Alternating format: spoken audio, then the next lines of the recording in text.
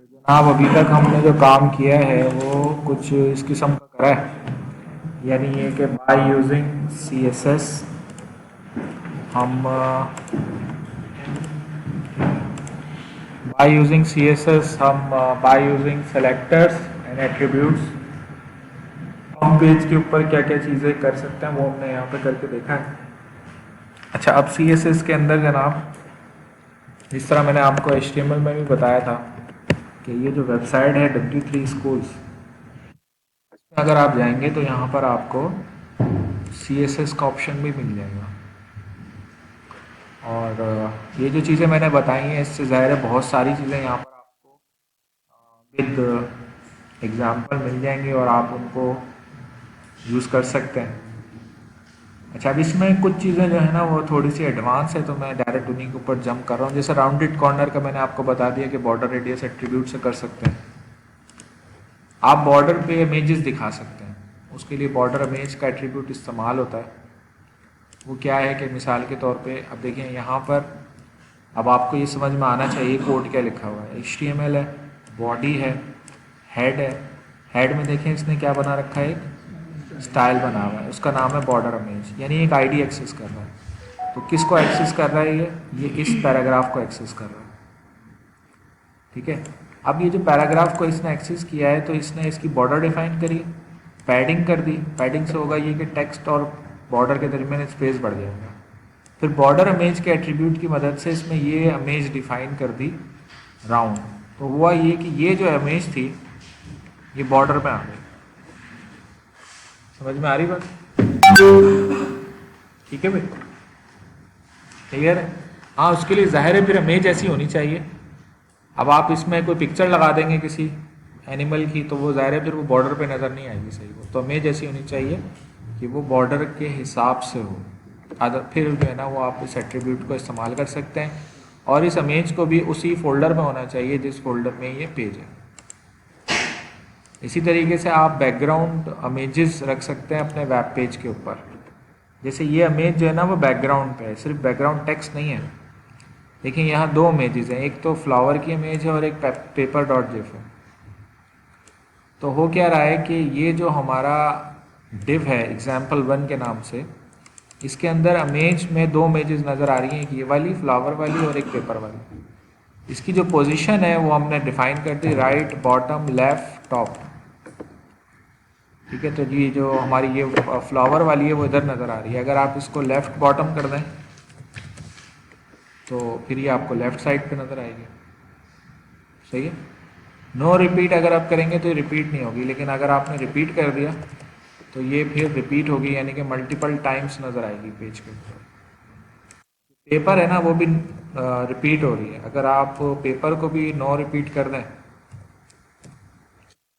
फिर वो एक ही दफ़ा नज़र आएगी, यानी कि पेपर जिफ ही है। समझ में आ रही मुझे?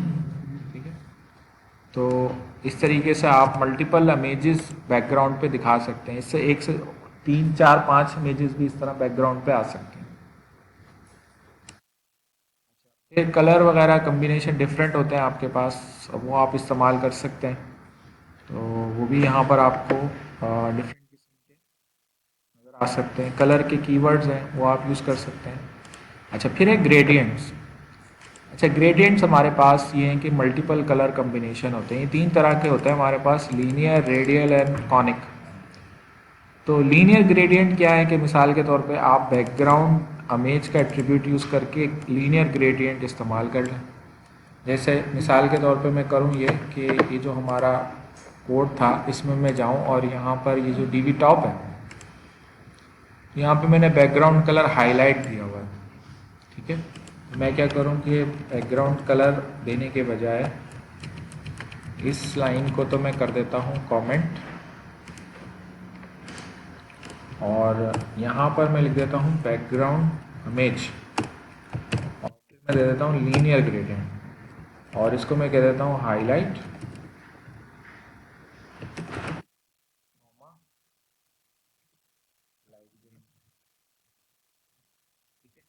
तो अब ये मैंने दो यहाँ पर हाईलाइट और लाइट ग्रीन करके लीनियर ग्रेडियंट दे दिए। तो अब आप जब इसका आउटपुट चेक करेंगे तो एक्चुअली ये आपको अब ग्रेडियंट आउटपुट नज़र आएगा यहाँ पर, हाईलाइट से ये ग्रीन की तरफ शिफ्ट हो रहा है, इसको कहते हैं लीनियर ग्रेडियंट। ठीक है। अच्छा, इसमें आप मल्टीपल कलर कॉम्बिनेशन इस्तेमाल कर सकते हैं, ज़रूरी नहीं है कि दो ही हों। अब ये तीन कलर हैं, highlight, light green and red. सही है भाई, मेरी बात समझ में आ रही है? इसको कहते हैं लीनियर ग्रेडियंट। ठीक है, सिंपल है, आपने यहाँ पे लीनियर ग्रेडियंट लिखा और कलर जितने डिफाइन करने कर दिए। अच्छा, फिर ये कि ये जो ग्रेडियंट हैं इनको आप डायरेक्शन चेंज कर सकते हैं। अभी तो टॉप टू बॉटम था, आप अगर टू राइट लिख देंगे तो ये इस तरीके से चलेंगे, फिर इस डायरेक्शन से।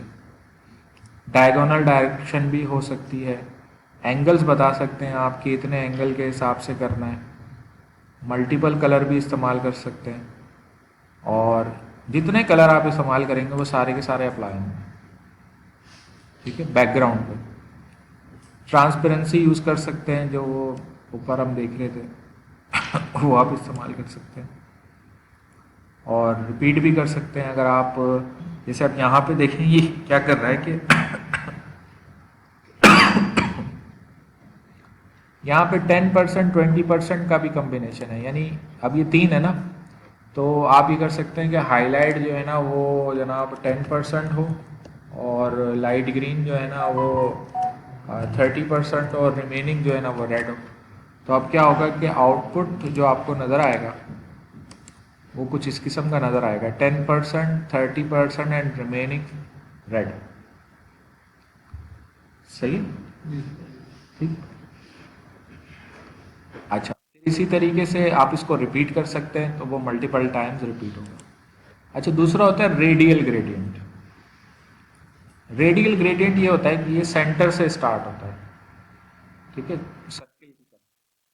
अगर आप रेडियल ग्रेडियंट डिफाइन करना चाहें, जैसे कि मिसाल के तौर पे हमारी जो डीवी लेफ्ट है उसमें हम जो है ना वो बैकग्राउंड कलर हाइड कर देते हैं, और यहाँ पर बैकग्राउंड इमेज स्टार्ट करते हैं, और इधर हम यूज़ करेंगे रेडियल ग्रेडियंट, और उसमें हमारे जो तीन कलर हैं यानी कि हाईलाइट और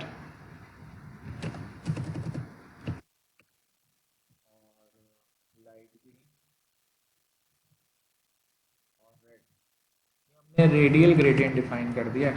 तो रेडियल ग्रेडियंट का स्ट्रक्चर थोड़ा डिफरेंट होता है एज़ कम्पेयर टू लीनियर। ये कुछ इस किस्म का आएगा। ठीक है, सेंटर में हाईलाइट है, उसके ऊपर ग्रीन है, और उसके ऊपर रेड।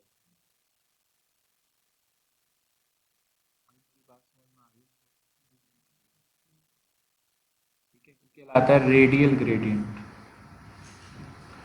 सही है, और वो आपकी मर्ज़ी है, फिर आप इसमें मल्टीपल ऑप्शंस हैं आपके पास कि आप जो है ना वो कितने परसेंट रखना चाह रहे हैं, किसको कितना परसेंट रखना चाह रहे हैं। तो जैसे कि हम ये कह देते हैं कि भाई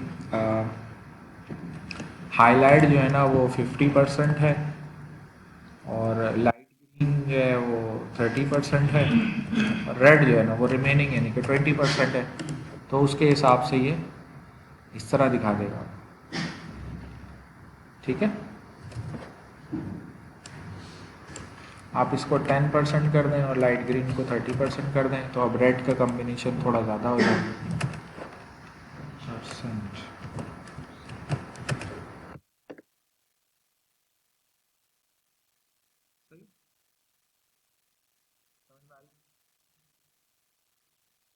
अच्छा, फिर ये कि आप जो हैं तो जनाब अगर इस तरह सर्किल लिख देंगे ना, तो उससे होगा ये कि वीडियो चला दें, तो ये जनाब इस तरह सर्किल के तौर पे नज़र आएगा आपको। इसमें डिफरेंट ऑप्शंस होते हैं आपके पास कि अगर जैसे आपने क्लोजेस्ट साइड लिख दिया तो उसका इफेक्ट डिफरेंट होगा, फारदेस्ट साइड का डिफरेंट होगा। देखिए अभी क्या हो रहा है कि यहाँ पर हमने लिख दिया क्लोजेस्ट साइड, तो ये इस तरफ चला गया।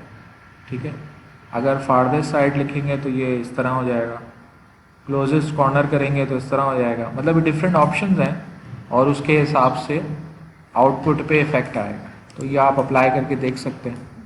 रिपीट करेंगे ग्रेडियंट को तो वो इस तरह रिपीट हो जाएगा। अच्छा, तीसरा होता है कॉनिक ग्रेडियंट। कॉनिक ग्रेडियंट ये होता है, ठीक है, इसको कहते हैं कॉनिक ग्रेडियंट। तो उसका तरीका सिंपल है, ऐसे करके आप कॉनिक ग्रेडियंट करके उसमें जो भी कलर कम्बिनेशन है वो अप्लाई कर दें। ठीक है, तो जैसे कि हमारी ये डीवी जो हमारी थी जनाब, जो आउटपुट हमारा नज़र आ रहा है इसमें, ये वाली जो हमारी डिव है कौन सी, बॉटम वाली। तो बॉटम वाली पे हम कॉनिक ग्रेडियंट अप्लाई कर देते हैं। बैकग्राउंड कलर हाईलाइट था, तो इसको मैं कमेंट कर रहा हूँ और यहाँ पे मैंने लिख दिया background image conic gradient highlight.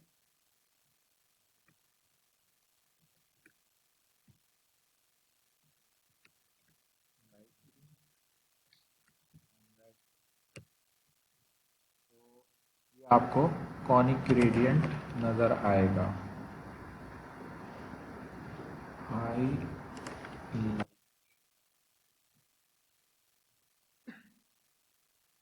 ये कॉनिक ग्रेडियंट बन गया। समझ में आ रही मेरी बात? अगर ये इसमें आपको इतना पता नहीं चल रहा तो आप इसको यहाँ से कट करें और डीवी राइट में रख दें।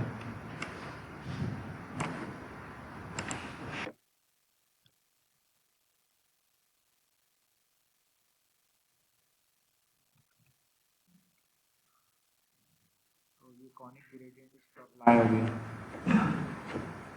बहरहाल आप डिफरेंट किस्म के कॉम्बिनेशन यहाँ अप्लाई कर सकते हैं। और वैसे इस पर इतना ये अच्छा नहीं लग रहा है, इधर तो यही है कि इसमें रेडियल ग्रेडियंट ही हो, लेकिन ये कि अगर आप समझते हैं कि ये ऑप्शन अच्छा लग रहा है तो आप उस पर वो अप्लाई कर दें। सही है।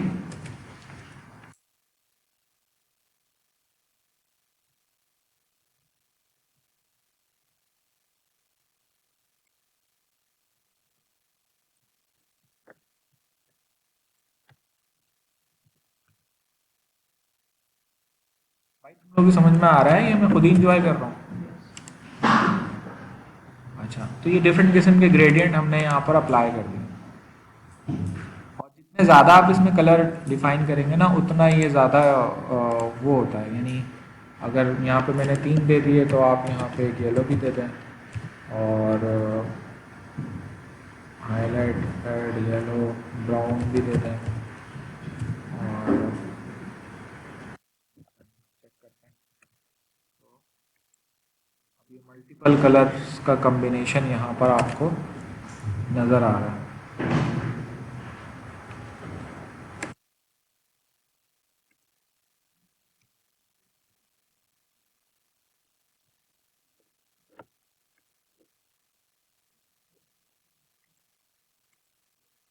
अच्छा, फिर ये कि फिर ग्रेडियंट्स के बाद जो है ना अगली चीज़ है शेडोज़। इसमें मैंने आपको दोनों तरह के शेडोज़ बताए हैं।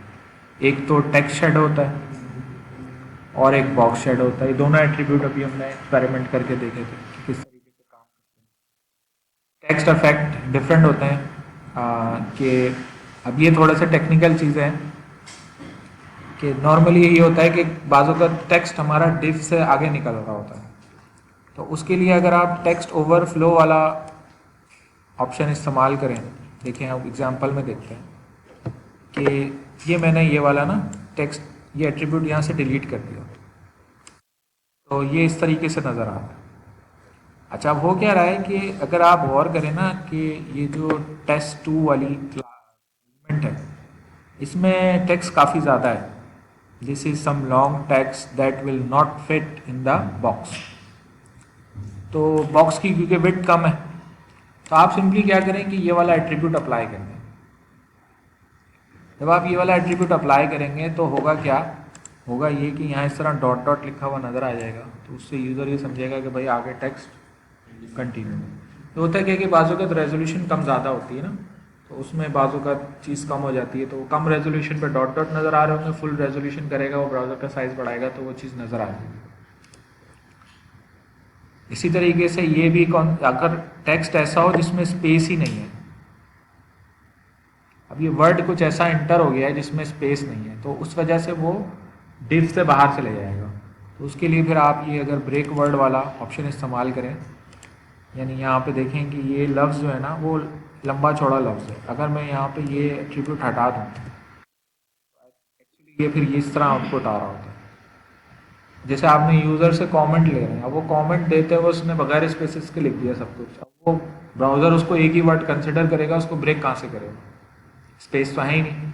तो फिर आप ये वाला एट्रीब्यूट अगर यहाँ इस्तेमाल करते हैं तो जनाब ये फिर इसको ब्रेक कर देगा जैसे ही लिमिट मिलेगी इसमें। मेरी बात समझ में आ रही है? और आप ये तरीका भी इस्तेमाल कर सकते हैं ब्रेक ऑल और कीप ऑल। राइटिंग मोड जो है ना वो आप वर्टिकल और हॉरिजॉन्टल कर सकते हैं। यानी आप यहाँ पर देखें कि 3 आपके पास पैराग्राफ हैं, एक पैराग्राफ ये है, एक पैराग्राफ ये है और एक पैराग्राफ ये है। टेस्ट 1, टेस्ट 2, टेस्ट 2 ये है। तो अब P का जो टेस्ट 1 है उसमें आपने राइटिंग मोड हॉरिजॉन्टल कर दिया है, तो वो हॉरिजॉन्टली नज़र आ रहा है आपको टेक्स्ट। ठीक है, तो ये some text with default writing mode, और फिर जनाब ये हॉरिजॉन्टल है। स्पैन के अंदर आपने वर्टिकल कर दिया तो ये स्पैन ये वर्टिकल आ गया। ठीक है, बाकी हॉरिजॉन्टल है। इसी तरह टेस्ट 2 आपने वर्टिकल कर दिया तो ये वर्टिकल नजर आ रहा है। तो राइटिंग हाँ ये रहा ना span test, span dot test 2 ये वाला। अच्छा ये मैंने आपको क्लास का समझाया था ना, अभी डॉट करते हैं तो क्लास होती है, अगर क्लास से पहले ये हम लगा दें ना P, अब ये 2 सिलेक्टर का कम्बिनेशन है। इसका मतलब ये है कि टैग नेम P होना चाहिए और क्लास होनी चाहिए टेस्ट1। 2 सेलेक्टर्स मिला दिया आपने, टैग नेम P होना चाहिए और क्लास होनी चाहिए टेस्ट1। तो इस पे ये वाला टैग पूरा उतरता है। अच्छा आगे लिखा हुआ है स्पैन डॉट टेस्ट 2, इसका मतलब टैग नेम क्या होना चाहिए स्पैन और क्लास नेम क्या होना चाहिए टेस्ट 2। तो अब अगर कोई स्पैन होगा और उसकी क्लास टेस्ट1 होगी तो वो भी इस पर पूरा नहीं उतरेगा, और अगर कोई पैराग्राफ होगा उसकी क्लास टेस्ट1 होगी तो वो भी इस पर पूरा नहीं उतरेगा। स्पैन का टैग होना चाहिए और क्लास टेस्ट2 होनी चाहिए, तो वो ये है ये वाला टेक्स्ट। ठीक है, और ये पैराग्राफ हो और टेस्ट 2 हो तो ये पूरा ही वर्टिकल आ रहा है। ये राइटिंग मोड का टैग वो एट्रीब्यूट है, या तो हॉरिजॉन्टल होगा या वर्टिकल होगा। ठीक है, अच्छा फिर डिफरेंट किस्म के फॉन्ट आप इस्तेमाल कर सकते हैं, TTF, OTF, WFF, ये डिफरेंट फॉन्ट्स होते हैं जो कि तमाम ब्राउज़र्स पे सपोर्टेड नहीं है, लेकिन ये कि अगर आप इस्तेमाल करना चाहें, बाज़ औक़ात जब आप डिफरेंट लैंग्वेजेस में बना रहे होते हैं ना, उर्दू में, अरबिक में, तो वहाँ पे फिर फॉन्ट्स वगैरह का प्रॉब्लम होता है। अच्छा इसमें ट्रांसफॉर्म के भी बड़े अच्छे CSS3 के अंदर ऑप्शंस हैं और वो आप इस्तेमाल कर सकते हैं। जैसे अब देखें इसमें माउस लेके जा रहा हूँ ना तो ये रोटेट हो रहा है, तो अब ये किस तरीके से रोटेट हो रहा है, उसके लिए जनाब ट्रांसलेट का एट्रीब्यूट इस्तेमाल होता है और उसके अंदर फिर रोटेट के और दूसरे ऑप्शन होते हैं। जैसे अब देखें यहाँ पर ये एक डिव है मेरे पास, पहली डिव। ठीक है, इस डिव को मैंने CSS में एक्सेस किया हुआ है। अच्छा अब यहाँ पर एट्रीब्यूट क्या क्या है, इसकी विड्थ है, इसकी हाइट है, इसका बैकग्राउंड कलर है, और ट्रांसफॉर्म में लिखा हुआ है ट्रांसलेट 50 पिक्सल्स 100 पिक्सल। चलिए इसको एक एग्जांपल से समझते हैं। यानी मैं करता ये हूँ यहाँ पर कि इधर मैं एक HTML का पेज ऐड करवाता हूँ और इस HTML के पेज के अंदर हम यहाँ पर एक डिव बना देते हैं। ठीक है, या चलें हम यहाँ पर एक टेबल बनाते हैं और उस टेबल के अंदर हम बनाएंगे एक TR और यूज़र नेम, और फिर एक इसमें हमने TD बनाई और उसमें बना दिया एक इनपुट टाइप इक्वल्स टू। अच्छा फिर हम यहाँ पर एक TR और बनाते हैं, उसमें बनाते हैं TD, इसमें मैंने लिख दिया पासवर्ड, और फिर एक और TD हमने बना दी यहाँ पर और इसमें जाके मैंने लिख दिया इनपुट टाइप इक्वल्स टू उसके नीचे मैं एक टी आर और बना रहा हूँ, उसमें मैंने खाली टी डी बना दी और उसके नीचे एक टी डी बनाकर उसमें मैंने लिख दिया input type equals to button, तो अब अगर इसका आप आउटपुट चेक करेंगे टेबल का तो वो आपको ऐसा नज़र आएगा। सही। अब आप क्या करें कि यहाँ पर ऊपर ऐसा करके मैंने लिखा style type equals to text CSS, यहाँ पे मैंने एक्सेस किया टेबल एक्सेस करने के बाद मैंने कहा जनाब कि इसका जो बैकग्राउंड कलर है वो कर दो ब्लू और इसका जो फॉर कलर है वो कर दो वाइट, तो आउटपुट आपको कुछ ऐसा नज़र आएगा। ठीक है। अब तीसरा एट्रीब्यूट मैं यहाँ पे इस्तेमाल कर रहा हूँ ट्रांसफॉर्म, और फिर मैंने कहा ट्रांसलेट। अब देखें पहली वैल्यू मैंने दे दी 100 पिक्सल्स, एक वैल्यू दे दी सपोज, तो ये जो पहली वैल्यू होती है ना इससे ये 100 पिक्सल ट्रांसलेट हो रही है, यानी यूँ समझ लें कि इसको हम कहते हैं रिलेटिव पोजीशन। रिलेटिव पोजीशन क्या होती है? रिलेटिव मार्किंग पता है आपको क्या होती है? देखो किसी के सर में दर्द हो रहा है, किसी को नींद आ रही है, रिलेटिव मार्किंग क्या होती है? रिलेटिव मार्किंग ये होती है कि भाई सब्जेक्ट बहुत मुश्किल है, ठीक है, और बहुत ही तीर मार के 100 में से किसी के 50 नंबर आ जाएंगे, बहुत ही कोई एफर्ट करेगा, तो अब क्या करें भाई, पूरी क्लास को फेल कर दें क्या? तो उसमें क्या करते हैं हम कि भाई ऐसा कोई सब्जेक्ट है जिसमें पूरी क्लास के नंबर कम है, क्या करते हैं कि जिसके हाईएस्ट नंबर है उसका ए कर देते हैं, और उसके जितने बढ़ाते हैं तो पूरी क्लास के उतने बढ़ा देते हैं।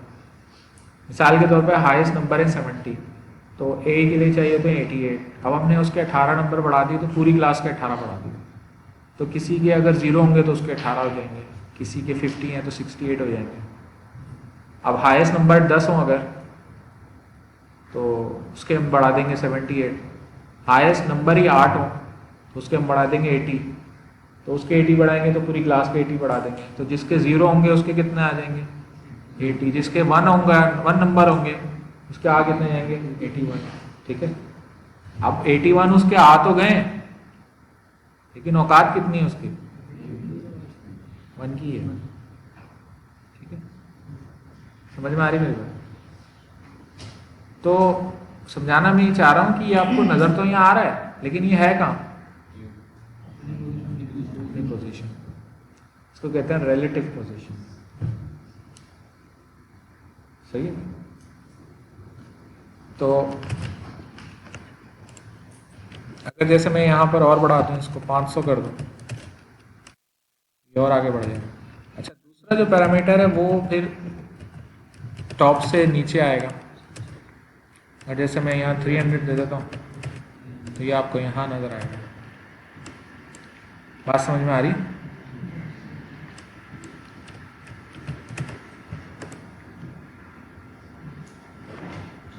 तो ये इस्तेमाल होता है जनाब ट्रांसलेट का एट्रीब्यूट। अच्छा, फिर ये कि अच्छा ये जो पिक्सल है ना, तो अगर जैसे मैं मिसाल के तौर पे यहाँ पे कहूँ भाई 50%, मैंने 50% जो है ना वो इस तरीके से दे दिया, तो ये 50% जो है ना वो ऐसे दिखाएगा,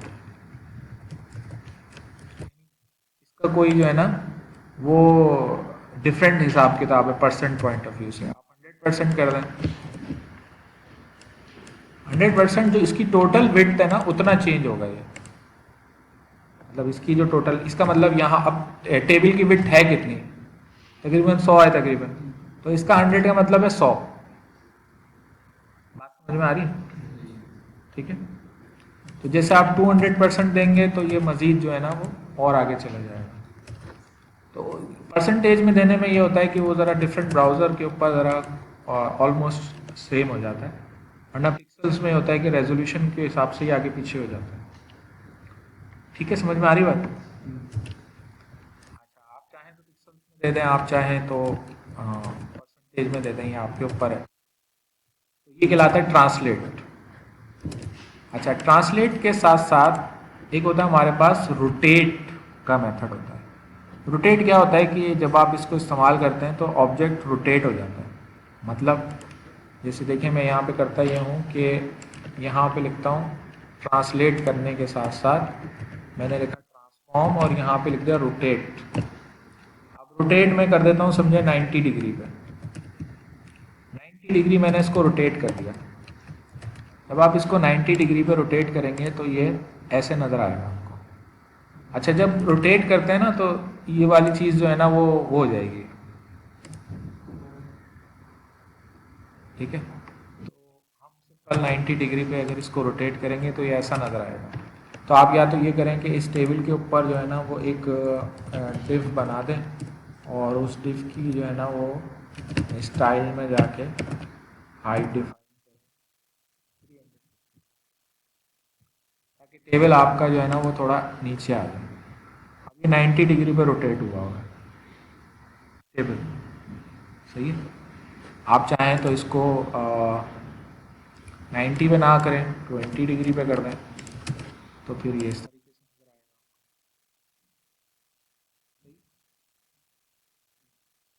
भाई मेरी बात समझ में आ रही है तुम लोग? अच्छा ये 2D ट्रांसफॉर्मेशन हो रही है अभी सर। अच्छा एक स्केलिंग का भी कॉन्सेप्ट होता है। स्केलिंग ये होती है कि इसमें जो आप पैरामीटर्स देते हैं तो उसका साइज़ कम ज़्यादा हो जाता है। यानी यूँ है कि आपने जो है ना वो ऐसे लिखा ट्रांसफॉर्म, फिर लिखा स्केल।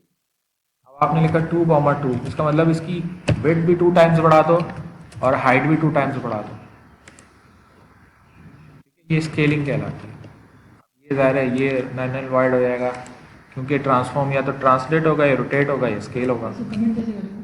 किसको कमेंट तो किया भैया, कैसे करेंगे? ये मैंने सेलेक्ट करके ऊपर ही कमेंट का बटन दबा दिया। क्या चीज़? शॉर्ट की तो है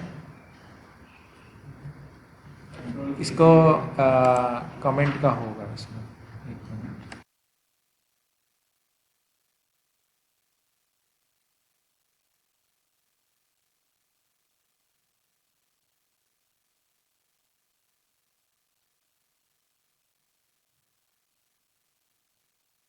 Ctrl+E, ठीक है। अच्छा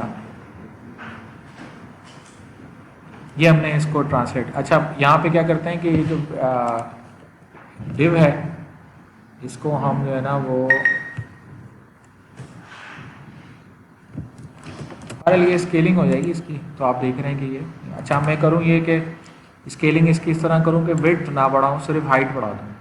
विड्थ तो मैं इसको 1 ही रखूँ लेकिन हाइट बढ़ा दूँ। अब आप देखेंगे कि हाइट बढ़ गई।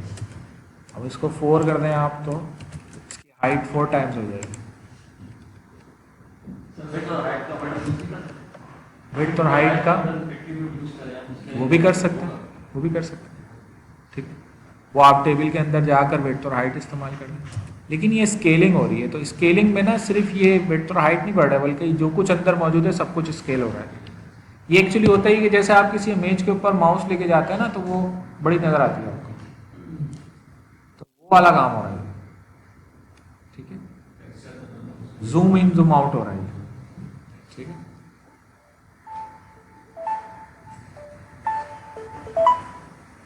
हेलो वालेकुम सलाम।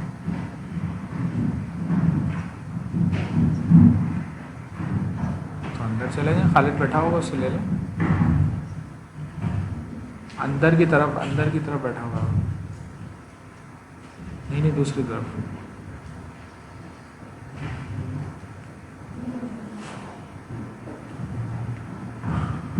अच्छा जी तो ये हम जावास्क्रिप्ट वगैरह करेंगे ना तो उसमें ज़रा माउस ओवर के ऊपर मैं और डिटेल से आपको इसको बता दूँगा। स्केल एक्स एक्सिस पे स्केल करता है और स्केल वाई जो है वो वाई एक्सिस पे स्केल करता है। ये देखिए ये एक्स एक्सिस पे स्केल हो रहा है, विड्थ बढ़ गई है इसकी। ये वाई एक्सिस पे स्केल हो रहा है, हाइट बढ़ गई है इसकी। और जनाब स्क्यू का मेथड जो है ना वो थोड़ा ये करता है कि ये एंगल 3D उसमें कन्वर्ट कर देता है। यानी कि ये 20 डिग्री पे इसको स्क्यू कर दिया वाई एक्सिस पे हमने, तो ये थोड़ी सी 3D ट्रांसफॉर्मेशन है हल्की फुल्की सी, लेकिन ज़ाहिर है 2D में दिखा रहे हैं। अच्छा, एक होती है 3D ट्रांसफॉर्मेशन। 3D क्या है? ये 3D रोटेशन है। इसमें भी ट्रांसफॉर्म इस्तेमाल होता है, लेकिन थोड़ा डिफरेंट तरीके से होता है।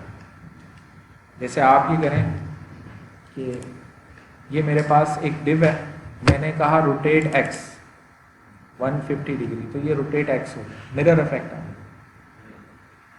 ठीक है। फिर रोटेट वाई करेंगे तो ये रोटेट वाई है। अच्छा, रोटेट जेड करेंगे, ये रोटेट जेड है। तो इस तरह की आप इसमें चीज़ें कर सकते हैं, परफॉर्म जो है ना एलिमेंट्स के ऊपर अप्लाई कर सकते हैं। अच्छा, फिर इसमें कुछ CSS के अंदर होती हैं ट्रांजिशंस। ट्रांजिशंस क्या है? देखें, ये मैं इस पे लाया ना, तो अब ये एक विड्थ और हाइट दोनों एक साथ बढ़ रही हैं माउस लाने के ऊपर, तो ये कहलाती है ट्रांजिशन। कैसे होती है ये? देखिए, एक ट्रांजिशन तो सिंपल है, मैंने ये माउस लेके गया तो इसने इसकी ना हाइट बढ़ा दी, ठीक है, माउस को हटा लिया मैंने तो इसने हाइट विड्थ कम कर दी। वो क्या रहा है? देखिए, इसको मैं आपको समझाता हूँ एक एग्जांपल से ना, ताकि थोड़ा और एक और कॉन्सेप्ट और भी क्लियर हो जाए। तो अब जैसे मैं यहाँ पर एक HTML का पेज बना रहा हूँ, और उस HTML के पेज के अंदर मैंने कुछ ना डिव्स बना ली। मैं यहाँ पे बना लेता हूँ 6 डिव्स, ID भी दे देते हैं, इसको DB1 दे देते हैं, और फिर 2 होगी, फिर 3 हो जाएगी, फिर 4 हो जाएगी, 5 हो जाएगी, 6 हो जाएगी।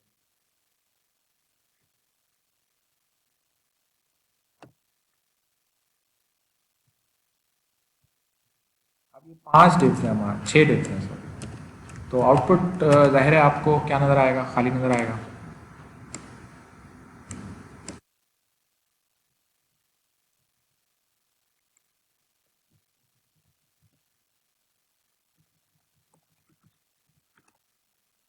खाली आउटपुट है, ठीक है। अच्छा, अब हम क्या करते हैं कि जनाब यहाँ पर हमने लिखा style type equals to text CSS, और जनाब फिर हमने किया ये कि यहाँ पर देखें मैं लिख रहा हूँ डिव। डिव जो है ना, अब ये है जर्नल सेलेक्टर, इसका मतलब सारी डिव सेलेक्ट करके दो, ठीक है। मैंने लिखा वेट 33%, ठीक है, हाइट 300 पिक्सल्स, और बैकग्राउंड कलर येलो, और फ्लोट लेफ्ट, ठीक है। तो ये आउटपुट आपको जो है ना वो फिर कुछ इस किस्म का नजर आएगा, 6 डिफरेंट। अब देखें, यहाँ पर मैं कर ये रहा हूँ कि यहाँ पर ना बॉर्डर रेडियस डिफाइन कर देता हूँ, बॉर्डर रेडियस 100%। अभी आपकी 6 डिव्स जो हैं वो कुछ ऐसी हो जाएंगी, ठीक है।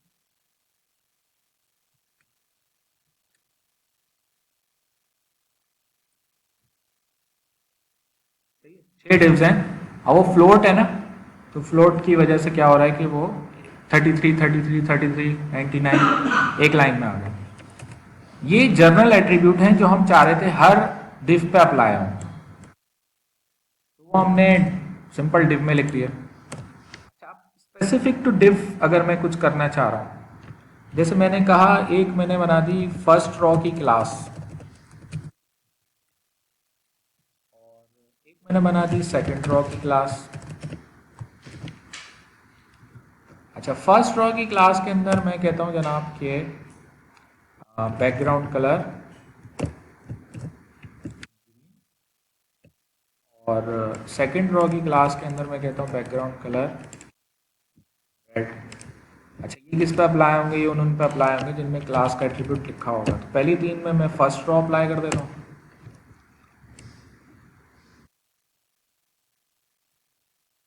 और आखिरी 3 में मैं सेकंड रॉ अप्लाई कर देता हूँ। आ रहा है तुम लोग बदतमीजी।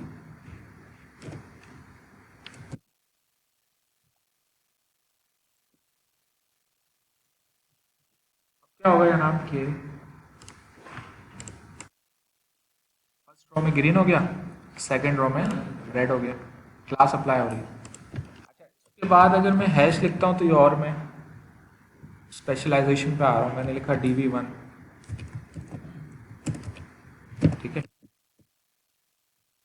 कहा कि जनाब इसका जो बैकग्राउंड कलर है वो आप कर दें ब्लू, तो DV1 का ब्लू हो जाएगा। अगर आप DV1 को इंस्पेक्ट करेंगे तो एक्चुअली ये कलर येलो था, येलो से ओवरराइट होके ग्रीन हुआ और ग्रीन से होके वो ब्लू हो गया, ठीक है ना। तो ये हैश वाला सिलेक्टर है, ये आपका क्लास वाला सिलेक्टर है और ये div वाला है। तो अगर सारे एलिमेंट सेलेक्ट करने होते हैं तो टैग नेम, फिर उसके अंदर ग्रुपिंग करनी होती है तो क्लास, फिर उसके अंदर स्पेसिफिक आ जाते हैं तो आईडी पे आ जाते हैं। अच्छा, अब मैं ये कह रहा था कि यहाँ पे अगर मिसाल के तौर पे मैं इस तरीके से लिखूँ ना, हैश DV1 और कैलन करके मैंने लिख दिया HOVER, तो इसका मतलब ये कि जब इस पर माउस आए ना तो क्या करना है। तो देखिए मैं कर ये रहा हूँ कि इसका बॉर्डर रेडियस सपोज मैंने 0% कर दिया, था कितना 100%, वो मैंने 0 कर दिया। तो उससे होगा ये कि जब इस पर माउस आएगा तो वो 0% हो जाएगा, माउस हटेगा तो दोबारा क्या हो जाएगा, 100% हो जाएगा। ओ भाई मेरी बात कहाँ बैठे थे, नाम याद है,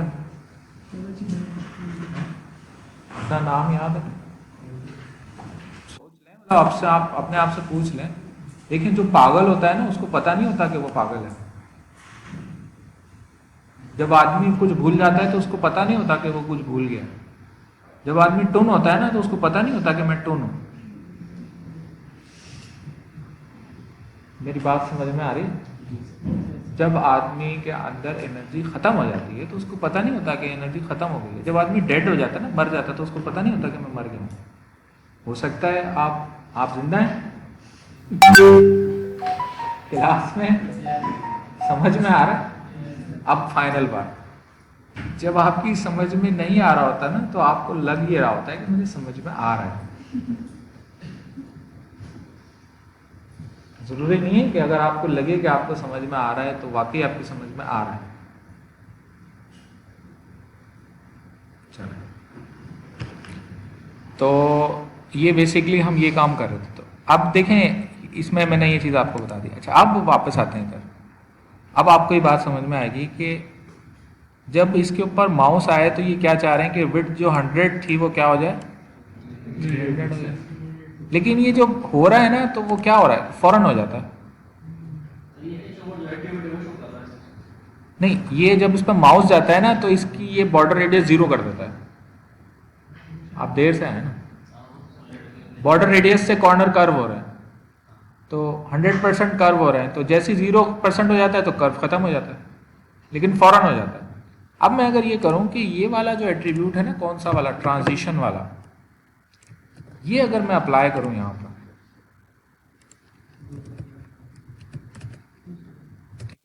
तो उससे होगा ये ट्रांजिशन जो हम बॉर्डर रेडियस की कर रहे हैं,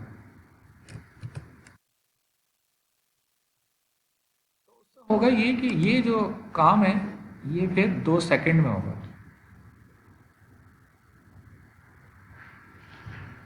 समझ में आ रही है? आप अगर इसको मजीद टाइम देना चाहें, अब जब इसमें माउस लेके जाएंगे तो तसल्ली से जो है वो, क्या कह रहे हैं, 0.5 क्या, 0.5, हाँ, मतलब वो तो फौरन फौरन आप अप्लाई करके देख लेते हैं 0.5 होगा कि नहीं। लेकिन वो 1 सेकंड तो बहुत ही फटाफट होता है ना, तो देख लेते हैं 0. ये हो तो रहा है 0.5, जल्दी हो रहा है। बात समझ में आ रही? अच्छा, अब देखिए ये जो मैंने किया हुआ है ये मैंने सिर्फ DV1 के साथ किया हुआ है ना। आप ये भी कर सकते हैं कि ये काम आप बजाय इसके यहाँ करें, आप यहाँ कर दें, ये ट्रांजिशन जो है वो आप इधर लगा दें और 2 सेकंड की ही लगाएं, ठीक है। और ये जो ये वाला काम है वो इधर करने के बजाय इधर करता है।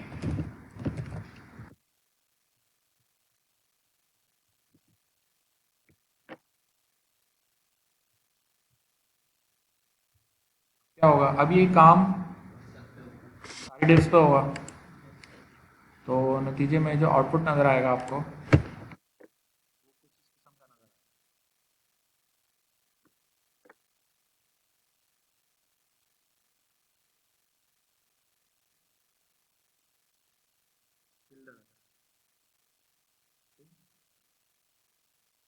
ट्रांजिशन से क्या हो रहा है कि वो एकदम से नहीं हो रहा, वो एनिमेट होता हुआ ये काम हो रहा है, काम वही हो रहा है।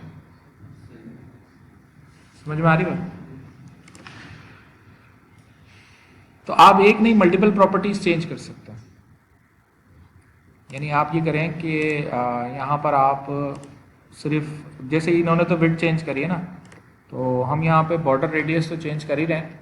हम ये करें कि जनाब विड्थ भी चेंज कर दें, विड्थ 33% से हम जो है ना वो 99% कर दें। अच्छा, उससे क्या होगा,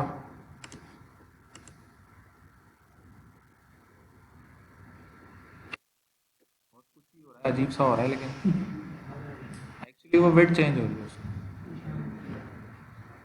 ठीक है, तो डिफरेंट किस्म के आप इसमें जो है ना वो कर सकते हैं। अब ये ट्रांजिशन जो है ना वो हमने यहाँ विड्थ तो चेंज करी, लेकिन ये चीज़ हमने यहाँ डिफाइन नहीं करी।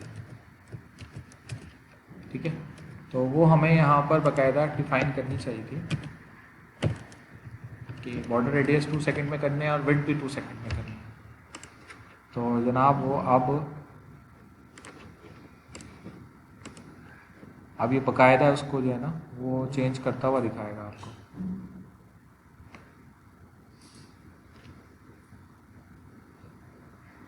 ठीक है, 50% करके देख लो, लेकिन जैसे ही माउस हटेगा ना तो वो वापस उस पर आ जाता है। 50% वेट तो गई। ठीक है, समझ में आ रही बात?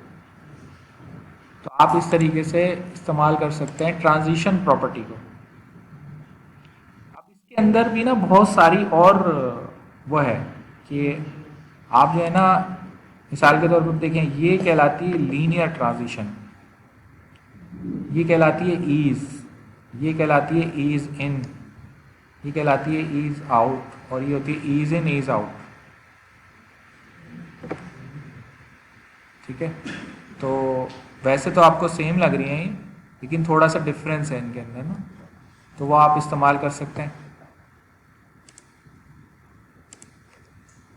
आप ये ट्रांजिशन इफेक्ट डिले भी कर सकते हैं, यानी कि माउस आने के 1 सेकंड बाद ये काम होना चाहिए।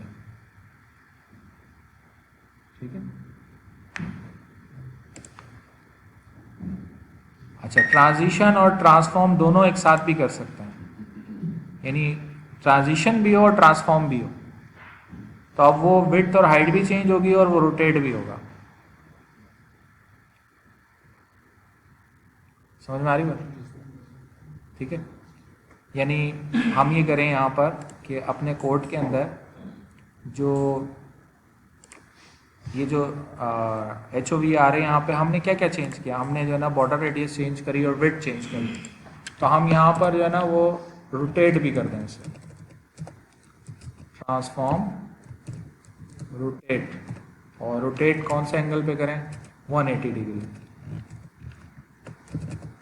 पूरा घूम जाए वो, और यहाँ पे इधर ये लगा दें।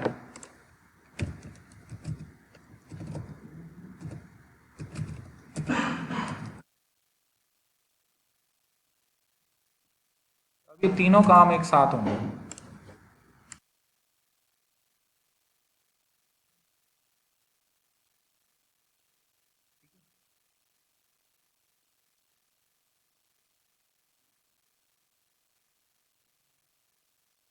सही,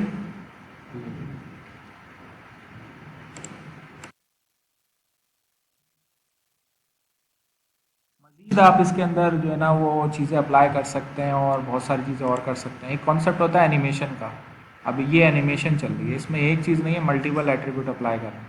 अच्छा, इसमें थोड़ा कॉन्सेप्ट आ जाता है की फ्रेम्स का। की फ्रेम्स का क्या कॉन्सेप्ट है, देखें ये हो क्या रहा है कि की फ्रेम समझते हैं आप लोग? फ्लैश पे काम किया है किसी ने?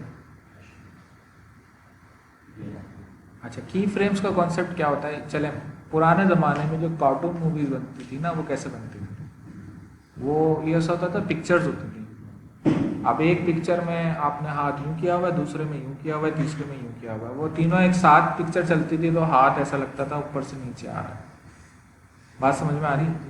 तो फ्लैश एक सॉफ्टवेयर होता था, उसमें एनिमेशन इस तरह करते थे कि एक ऑब्जेक्ट यहाँ दिखाया, फिर दूसरे में यहाँ दिखाया, तीसरे में यहाँ दिखाया, चौथे में यहाँ दिखाया।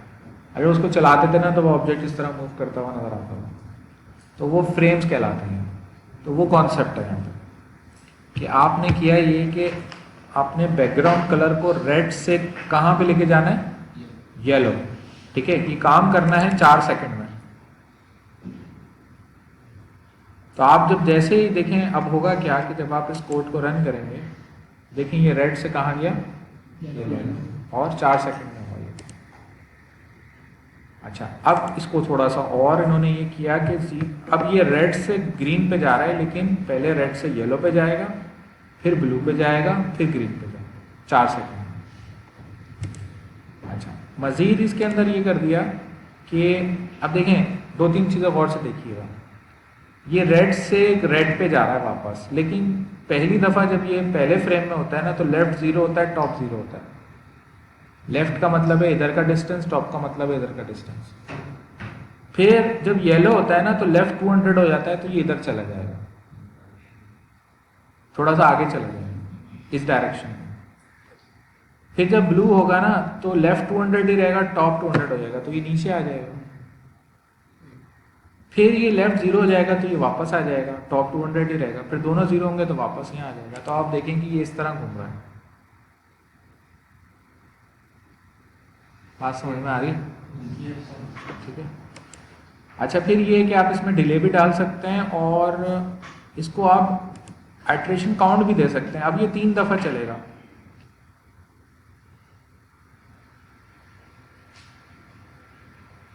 ठीक है, समझ में आ रही मेरी बात?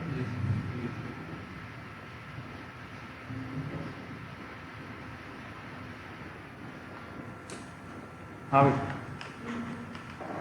अब जैसे मिसाल के तौर पे हम करते ये हैं कि अब ये जो हमारा CSS सेलेक्टर डॉट HTML था ना, ये हमारा आउटपुट आ रहा है इसका, ये आउटपुट। ठीक है, अब मैं क्या करता हूँ कि मैं इसमें ना एक बॉक्स इस तरह का डिव दिखाना चाह रहा हूँ, सिंपल डिव।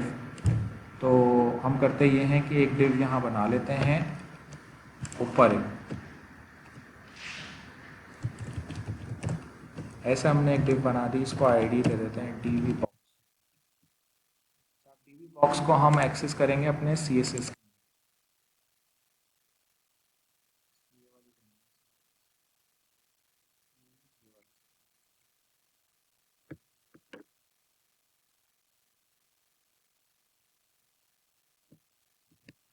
करना क्या है भाई, अब DB बॉक्स की हम कुछ स्टाइलिंग कर देते हैं। क्या कि इसकी विड्थ डिफाइन कर दी, हाइट डिफाइन कर दी, बैकग्राउंड कलर दे दिया, पोजीशन दे दी, एनिमेशन हमने डिफाइन कर दी। एनिमेशन का नाम है एग्जाम्पल, वो हमने यहाँ पर दे दिया।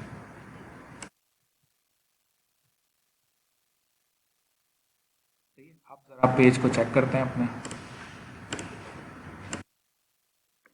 तो ये एनिमेशन हमारे पेज पे चल रही है। ठीक है। अच्छा, अब इसमें हम चेंजेस क्या करेंगे, हम चेंजेस ये करेंगे कि भाई विड्थ इसकी जो है ना, वो DB बॉक्स की तो यही रखेंगे। अलबत्ता हम ये करेंगे कि नीच जब ये यहाँ से आगे बढ़ेगा ना, तो लेफ्ट हम कर देंगे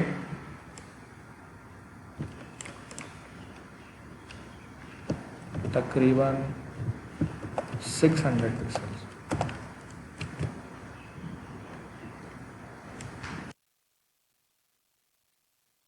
तो अब क्या होगा भाई, अब ये यहाँ तक जाएगा। ठीक है, आप यहाँ पे कर दें 1200, अब आपकी div यहाँ तक जाएगी।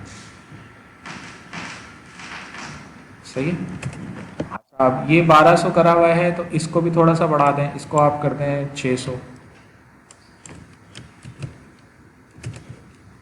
अब ये थोड़ा मज़ीद नीचे तक जाएगा।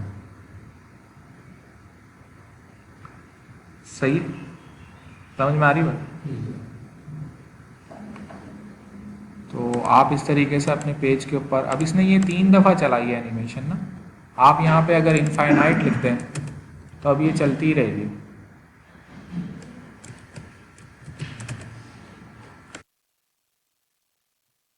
एनिमेशन आपकी चलती ही रहेगी। तो बीच में आपका वो, मिसाल के तौर पे आप समझ लें कि आपका कोई बॉक्स है वो अपनी जगह पे रहेगा और ये चीज़ जो है ना वो आपकी चलती रहेगी। अब देखें इसमें मैं करता ये हूँ कि इनिशियली इसकी जो हाइट है ना वो मैं 10 पिक्सल कर देता हूँ, तो हाइट इसकी 10 पिक्सल हो जाएगी। सही है। अच्छा, फिर मैं करूँगा ये कि यहाँ पर आके जो है वो जो की फ्रेम्स हैं, तो इसमें बैकग्राउंड कलर तो मैं येलो कर रहा हूँ, लेकिन यहाँ आके ना इसकी हाइट भी बढ़ा देता हूँ। इधर भी हाइट 100 ही रखता हूँ, इधर भी हाइट 100% रखता हूँ, लेकिन यहाँ पे दोबारा से हाइट जो है ना वो मैं 10 कर देता हूँ। तो अब ये कुछ इस किस्म का चलेगा। ठीक है। टेक्स्ट भी सही, वो आपके ऊपर डिपेंड करता है। ये तो आपको चीज़ें बता दी ना, अब आप जो करना चाहें वो आप कर सकते हैं। सारा काम सिर्फ CSS से हो रहा है, इसमें कोई जावा स्क्रिप्ट अभी नहीं है। सही। अच्छा, ये जो मैंने आखिरी की चीज़ें आपको बताई ना ट्रांसफॉर्मेशन वाली, ये अगर ना भी हो तो कोई मसला नहीं है, लेकिन एटलीस्ट वो जो शुरू की मैंने चीज़ें बताई हैं वो आप उसको ज़रा अप्लाई करके देख लीजिएगा। टेंशन लेने की ज़रूरत नहीं है। ये इस कोर्स की सबसे आसान क्लास है, पहली क्लास को हटा दें। पहली क्लास सबसे आसान क्लास थी HTML वाली, अभी हमने CSS कर लिया, तो ये बहुत आसान क्लास थी, पहली क्लास को हटा दें। सेकंड लास्ट क्या कहेंगे, सेकंड मोस्ट आसान क्लास थी। सही, इतना मुश्किल नहीं है। आपने सिर्फ जाके जो कुछ मैंने यहाँ बताया ये सब रिकॉर्ड हो गए, आपने इसकी प्रैक्टिस करनी है। इसकी